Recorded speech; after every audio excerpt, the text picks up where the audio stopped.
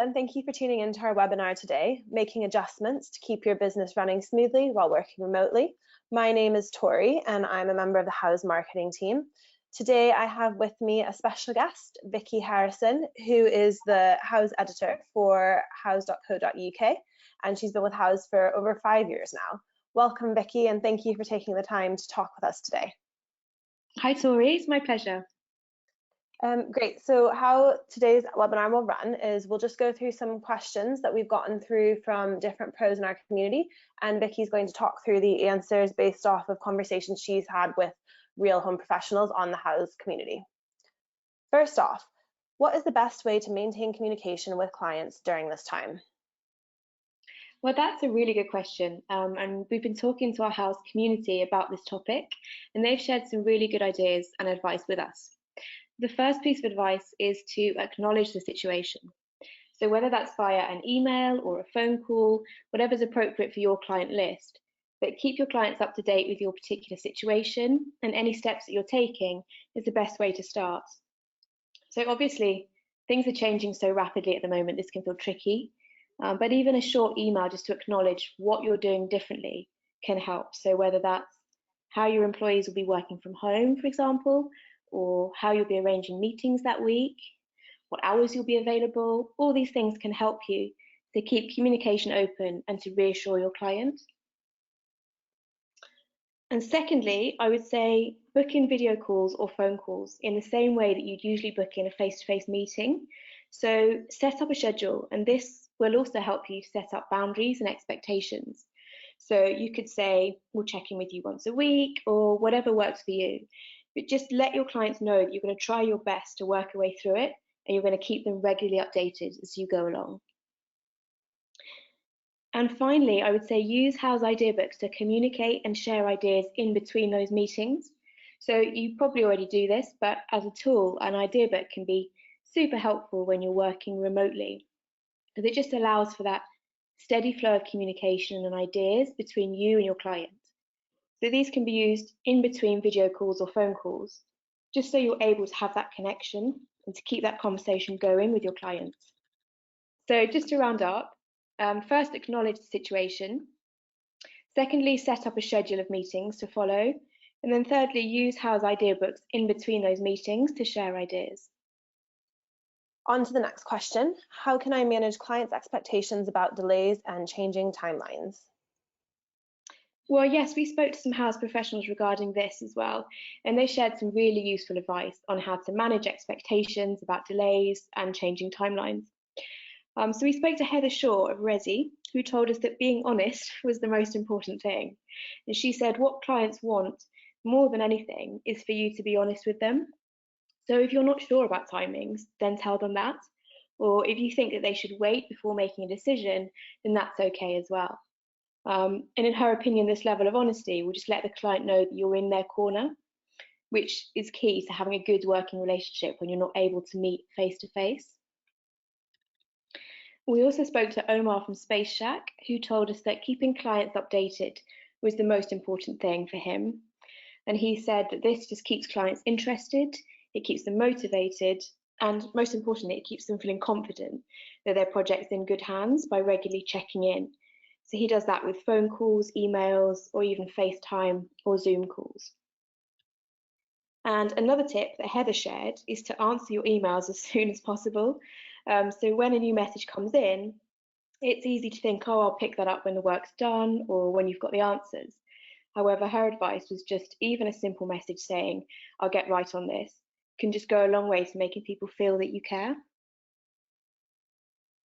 Okay, next one we had through was, what other tasks can I work on to keep my pipeline full? So there might be a lot that feels out of our control right now, and it's really important to focus on those small things that we can control, and it can keep us feeling active and connected to others.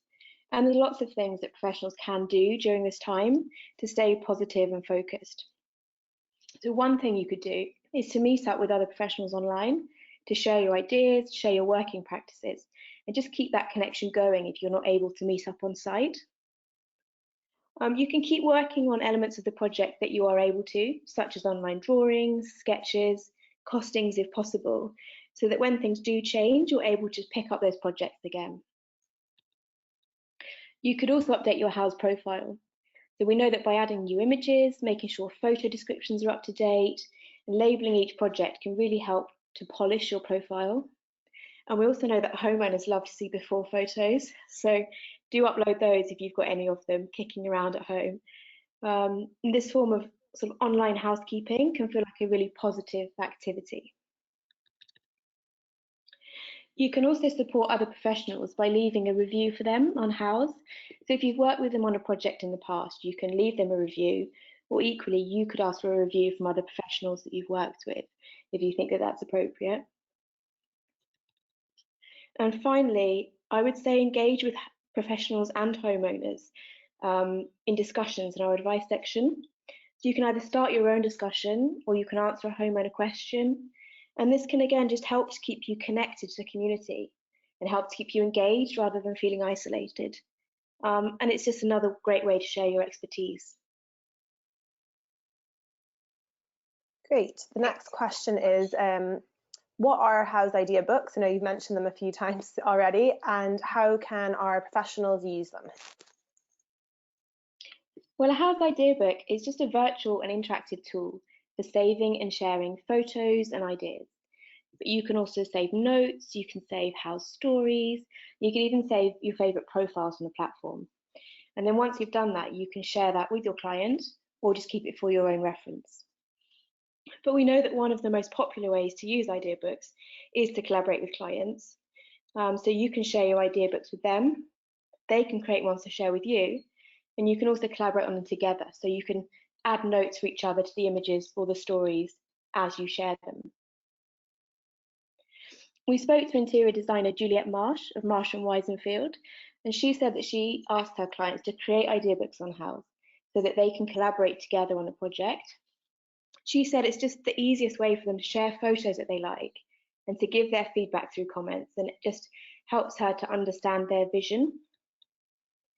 But like I said, it's not just photos you can share in Ideabooks. You can also save useful stories that you'd like your client to read. So, for example, an article on flooring or heating or garden ideas, anything at all that you've read that you want your client to fully understand a topic before making a decision, you can just save that into an Ideabook, share it with them, and that's a really nice way of using the tool. Okay, another question we had through was, how can I stay focused while working from home? I think this is pretty much applicable to all of us right now. Well, yes, I think this is tricky for everyone right now, especially if there are a lot of people working from home in your household. But there are a few things you can do to set boundaries and to make it a positive experience. So, firstly, our professionals have told us the important thing is just whatever the size or location of your desk space, it's important to identify that as a dedicated working area because you want that to feel professional, you want it to feel inspiring. So make sure that everyone in the household knows that that's your space. It's not somewhere for toys or washing or clutter to build up, and that should help to get you into the right headspace. So another tip is to set yourself a daily schedule and stick to that if possible. And we know that working longer hours is often a trap that home workers fall into.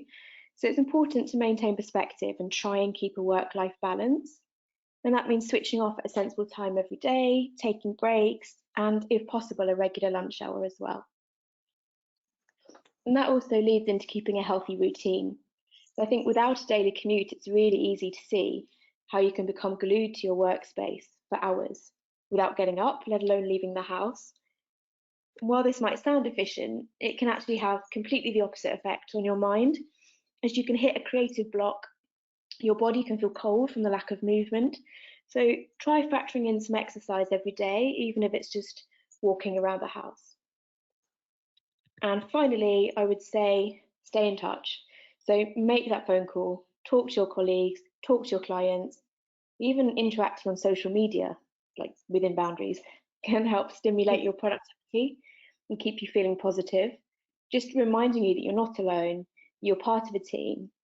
And I think that's the main thing to remember at this time, that we're all in it together and it's important to stay connected. Well, thank you so much, Vicky. I really appreciate you taking the time to talk with us today. My pleasure. And thank you everyone for listening in. I know myself, along with the rest of the marketing team, we would love to have your feedback. So if you have anything that you want to let us know, what you liked, what you didn't like, even some ideas of what you'd like to hear about, please do get in touch with us. The email address is on the screen, or it's int-marketing@houzz.com. And we'll be running a series of webinars over the next few weeks. So please do let us know if there's anything you'd like to listen to. Thank you.